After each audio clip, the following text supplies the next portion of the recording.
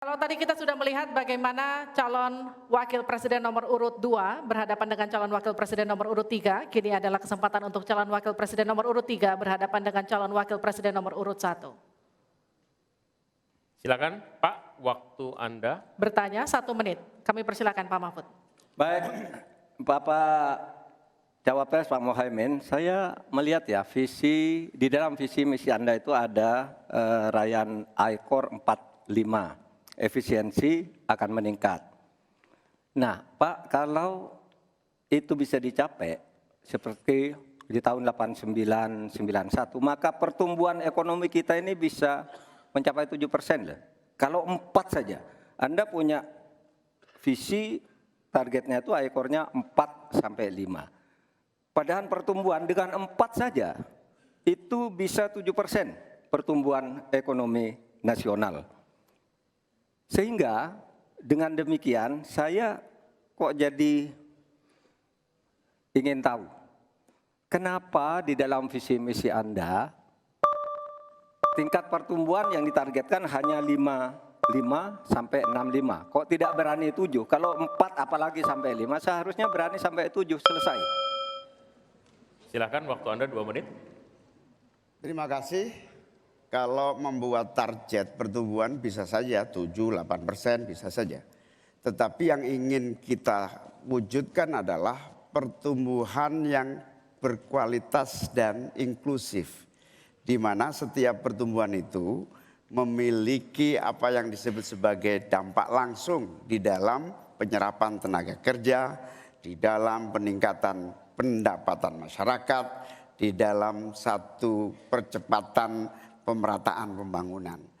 Target 5,5 sampai 6% itu dengan kalkulasi agar kalau kita tidak terlampau realistis, kita khawatir ujung-ujungnya utang luar negeri lagi. Utang luar negeri yang terlampau banyak ini mengakibatkan beban bukan hanya pemerintahan hari ini, tetapi juga anak turun kita akan mengalami banyak beban utang yang panjang. Salah satunya adalah bagaimana agar APBN kita sehat.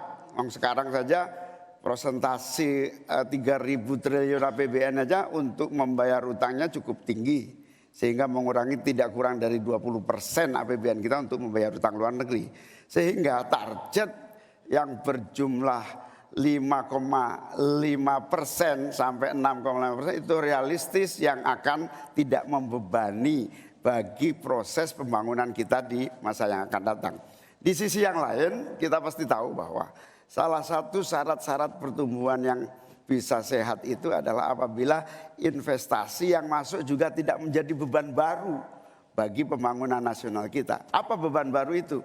Yaitu tingginya tanggungan bunga-bunga yang harus terutama kalau utang G2G yang menjadi beban berat bagi APBN kita hari ini dan di masa-masa yang akan datang.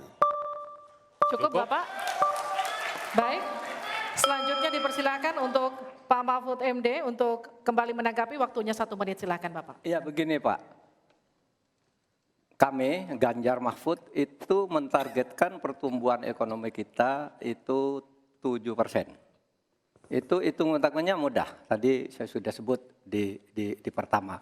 Betapa saya menyelamatkan korupsi yang diurus kantor langsung saya aja 677 triliun. Itu kalau dibagi ke UMKM, itu luar biasa.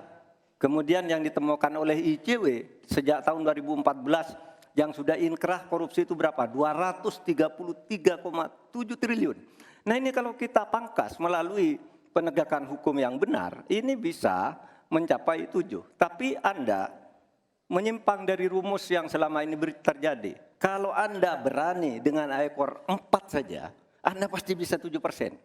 Pasti bisa 7%, apalagi 4 sampai 5. Nah ini Anda menargetkan segini, tapi pertumbuhan ekonominya cuma 5,6. Secara matematis agar kurang cepat.